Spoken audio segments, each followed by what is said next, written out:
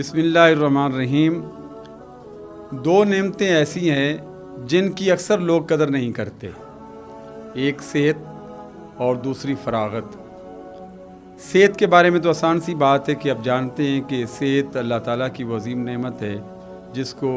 ہر انسان چاہتا ہے اس کو دستیاب ہو، اور ویسے بھی دانا لوگ کہتے ہیں کہ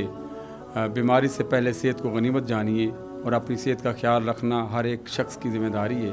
اور فراغت والی جو بات ہے وہ یہ ہے، اس سے مراد مصروف انسان جب نہیں ہوتا اور وہ تنہا ہوتا ہے تو اپنی تنہائی کی حفاظت فرمائے، کیونکہ جب انسان فری ہے،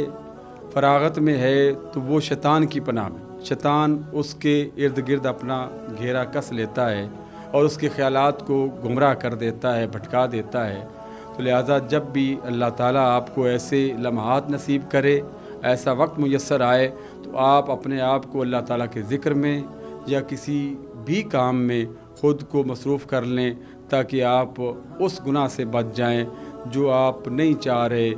یا جس کا آپ کو اندازہ بھی نہیں ہو رہا کہ اس کا گناہ یا اس کا انجام کتنا برا ہے۔ تو اللہ تعالیٰ آپ کو یہ بھی بات سمجھنے کی توفیق عطا فرمائے۔